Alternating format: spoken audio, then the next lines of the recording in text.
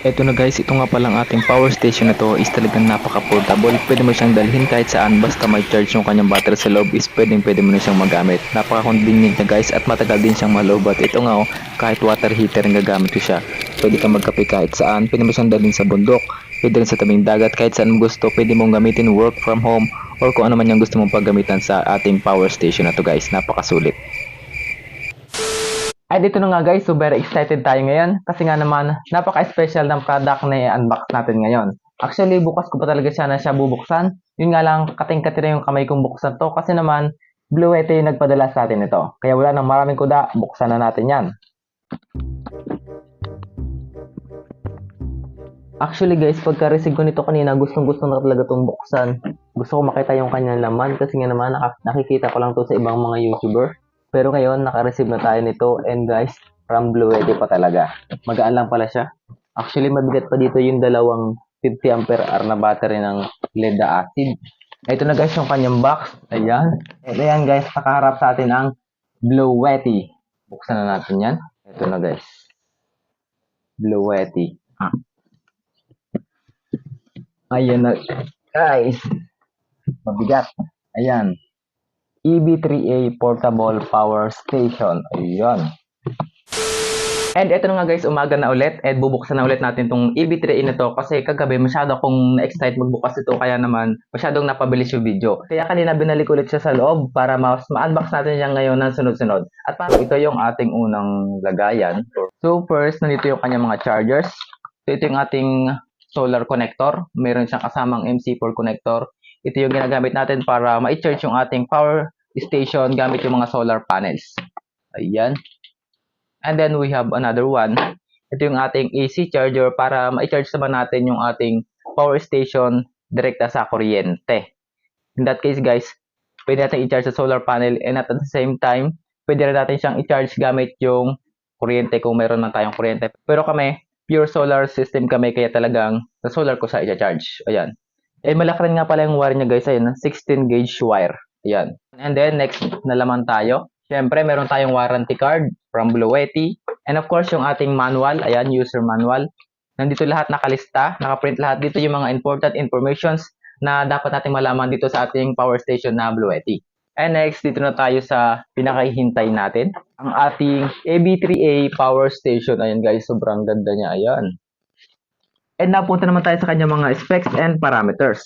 So dito sa aking left side, ayan, meron tayo ditong LED lamp. And siyempre sa kanyang baba, meron siya ditong power button. So buhayin natin.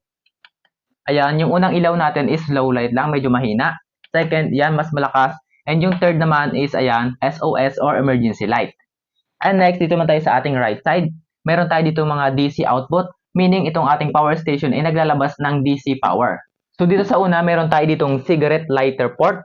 Ayan, meron siyang tabon. So katulad dito, meron ako ditong cigarette lighter na device. Ginagamit ko to kapag marami akong mga charge. Kasi minsan meron naman ditong saksakan ng mga cellphone. Yun nga lang pag talagang sobrang dami ng mga charge na ginagamit ko at kulang na yung saksakan, ginagamit ko na to para makapag-charge ako ng cellphone. Dito sa kanyang baba, meron din tayong power button. So buhayin ko lang.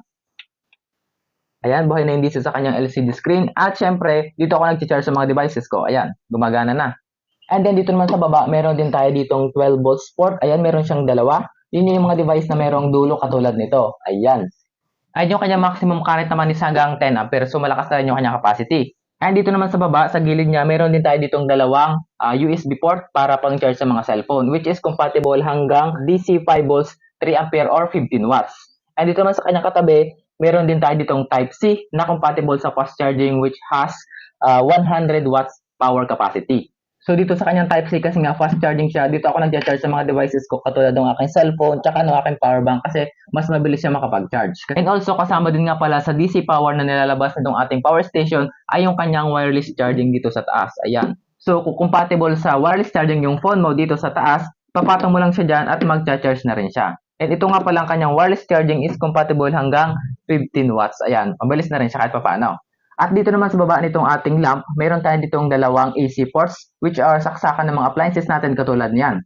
At dito naman sa gilid, meron ditong power button. So kung gagamitin natin yung kanyang AC port, power on lang natin siya. At ang maganda pa dito guys is pure sine wave na rin yung kanyang output. That's why pwede natin siyang gamitin kahit ba sa mga motorized appliances katulad ng electric fans or mga drills. At meron din nga pala ito guys, cooling fan. Ayan oh, meron siya ditong butas. Tapos another one dito sa left side para labasan at higupan ng hangin para hindi siya mag-overheat. At dito naman sa baba nitong ating DC output is meron tayo ditong charging input, which means dito natin siya i-charge. So dito sa unang butas, meron tayo yung DC input or ito yung ating charging port galing sa car charger o kaya naman ay sa mga solar panel. So meron tayo ditong isa, which is yung kasama sa kanyang package. Ito yung kinoconnect natin sa solar panel. Meron siyang MC4, tapos ito yung kanyang pin. So saksak natin siya dyan. Tapos connect na natin to sa solar panel at mag-charge na siya. At ito naman is compatible hanggang 12 volts hanggang 28 volts with 8.5 ampere, which is mataas na rin. And also dito sa kanyang katabi, meron tayo ditong AC input or yung ating saksakan galing sa kuryente katulad nito, which is kasama rin naman sa kanyang package. So kung wala tayong solar panel, pwede natin siyang i-charge gamit yung ating kuryente. And also guys, ito nga pala is pass-through charging na rin. So pwede mong gamitin itong ating power station kahit siya pa is naka-charge sa kuryente or naka-charge sa solar panel. So that means pwede natin itong gamitin as UPS or uninterruptible power supply. So kung meron ka mga appliances na ginagamit na talagang hindi pwede mag-brownout katulad mga piece wifi, so itong product na ito is pwede mong gamitin kasi pwede siyang gamitin as UPS. At syempre dito sa kanyang gilid, ayan, meron tayo ditong circuit breaker for extra protection. And the last one is itong ating LCD dito. So buhay natin siya. Kahit aling pindutan dito pwede natin gamitin. So dito sa ating LCD display, makikita natin dito yung capacity nitong ating power station. Katulad ngayon, meron pa siya ngayong 99%. And also dito sa kabila, meron tayo ditong input power. That means makikita natin dito yung power na kinokonsume nitong ating power station kapag charge natin siya sa solar panel o kaya naman sa mga AC charger.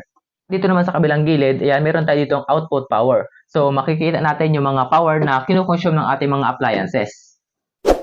And now, try ko naman mag-power up ng aking mga devices dito. So, itong Wi-Fi, gagamitin ko muna yung kanyang cigarette lighter port. So, buhayin ko yung kanyang power button. And ayan, ilaw na. And then, Wi-Fi. So, ayan, working na. Try ko naman mag-charge sa mga cellphone. Ayan. And next, ito namang aking iPhone. Ayan, nag-charge na rin. And as we can see guys, dito sa part na to, makikita natin lahat dito yung power na kinokonsume ng ating mga devices. All in all na siya guys. Lahat ng devices na nakasaksak sa ating power station. Yan, charging na rin. And ito guys, try natin dito sa ating AC. Itong ating electric fan, subukan natin dito. Buhayin lang natin itong ating AC power button. So ayan, buhay na. As you can see, meron naman kasi nakalagay na AC. That means buhay na itong ating power station. So try natin itong electric fan. So ayan guys, working na. And ito guys, 70 watts yung power na kinokonsume nila. Kita naman sa ating LCD screen. And try naman nating laksan itong ating electric fan. Ayan guys, nakasagad na yung kanyang level. And tingnan natin dito yung power na consumption nila. Ayan, tumaas sila ng 75 watts. Ay now, dagdagan ko pa yung nakasaksak natin mga devices dyan. Isagad na natin yan. Ayan guys, nag-charge na rin silang lahat. At ngayon guys, try naman natin itong ating laptop. Sa mga nag-work from home dyan na laging brownout na kailangan ng UPS, this product is the best for you guys kasi pwede siyang gamitin as UPS. And eto guys, as we can see, medyo malakas sa power itong ating laptop. 100 watts yung kanyang power consumption kanina, yan. 96 watts, umawat siya ng 100 watts. And try naman natin itong ating power station dito sa ating washing machine. By the way, ito nga palang washing machine. Ang kanyang power rating is 300 watts. And then 60 Hz. So try na natin.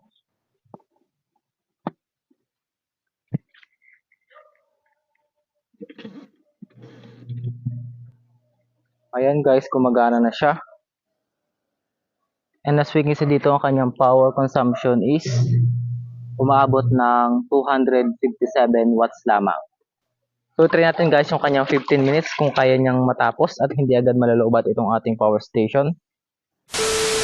And ito guys, tapos na yung 15 minutes at naka-isang round na itong ating washing machine. Now, tingnan natin itong ating portable power station. Wala pa yung tira. And guys, meron pa siyang tirang 83%. At medyo matagal din naman talaga siyang malobat. Siguro kaya nitong hanggang mga 5 round pa.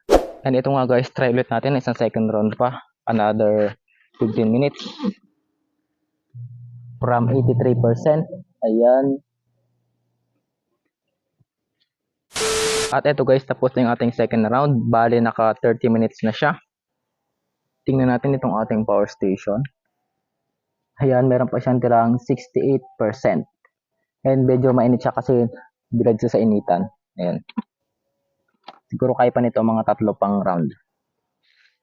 Try ulit natin guys, isang round pa. Ilalagay ko itong mga basahan na to. Ayan. Ayan. And then go. At ayan guys, tapos na itong ating washing machine. Naka third round na siya. Ayan, off na natin yan. Tapos na naman. Konting-konti na lang. At itong ating ano tawag dito, portable station ay nasa 53% pa. Ayan. So matagal talaga siyang malobat guys. At ayun, tubog ng ating washing machine. Basahan ba naman nilagay pag hindi ka naman naging tubog dyan. And susubukan ko na rin nga pala itong ating power station dito sa mga ilaw namin. Ito, meron ako ditong 5 volts na ilaw. Ito nga pala yung ginagamit namin dito tuwing gabi. Tapos yung iba pa naming ilaw dito. And also, may ginagamit din namin itong aming USB powered na ceiling fan. Ayan. Tuwing gabi, ito yung ginagamit ko dito sa amin. Tapos, ito pang isang ilaw. Gagamitin ko na rin. Ayan, guys. So, and also, guys, gagamit na rin nga pala itong power station ito dito sa aming TV na to. So, pakita natin sa inyo. Oops. Ayan, guys. Gagamit namin siya dito sa TV na to. And nakalagay din naman dito sa kanyang LCD display nitong ating power station kung hanggang ilang oras na kayang pagganahin itong TV na to. Also guys, nagagamit din nga pala ito sa mga heater katulad nito. Ayan. So papakita ko na rin sa inyo kung paano ko nga ba nagagamit itong power station na to para mapaandar yung mga heating devices katulad nitong heater na to. Ang gawin lang natin guys is mag-download tayo ng app na Bluetti app. Tapos mag-login tayo, kaya naman is offline mode. And then punta tayo sa setting. Then sa setting, piliin natin yung power lifting mode. So kapag pinili natin yung power lifting mode, pwede natin magamit itong power station na to gamit yung mga heating appliances katulad nito. Yun nga lang, wag natin gagamitin yung power lifting mode kapag magpapagana tayo ng mga sensitive na appliances like air conditioner tsaka ng mga washing machine kasi possible na masira sila. Yung power lifting mode is para lamang sa mga resistive load katulad ng mga heating devices na katulad itong gagamitin ko ngayon. So right now, itong aking power station na to is naka-open na yung kanyang power lifting. So buhayin ko na dito. Tapos naka-AC naman siya, tapos naka 60 Hz na rin. Ayan. Ayan. Ayan guys, bulak na yung tubig natin, oh. Ayan, kumukulo na. Oops. Ayan, ito naman power station natin. Ayan, nasa 85% pa. Ayan. At after nga pala guys, gumamit ako ng mga resistive load o yung mga heating appliances, ay pinapatay ko na rin agad yung kanyang power lifting mode kasi baka makapagsaksak pa ako ng mga iba pang devices dito tapos masira. Kaya talaga masasabi ko guys is talaga napaka life saving nitong device na to. Talaga napaka portable niya. Kahit saan mo dalhin is pwedeng pwede. Talaga napaka convenient. At talaga magagamit mo siya for emergency basta meron siyang charge. Talagang best itong product na to guys dun sa mga taong nag-work from home, yung palagi nagba-brown out, okay naman yung palaging gumagala. Kasi kahit saan pumunta, kahit sa gubat kayo pumunta, kahit sa bundok man yan, is pwedeng nyo magamit itong ating Bluetti EB3A power station na to. And also guys, I just want to take nga pala sa Bluetti kasi isa tayo sa napadahan nitong kanilang power station. And also guys, sa mga nagtatanong kung saan pwede makabili nitong power station, is i-click nyo lang yung link natin sa baba. Okay naman is pumunta kayo sa bluetti.com.ph. And marami pa nga pala tayo guys, videos na i-upload kasama itong ating Bluetti EB3A power station na to. So marami pa tayong experiment na paggagawin sa kanya. At ayun lang muna guys for today's video and see you next on my next upload.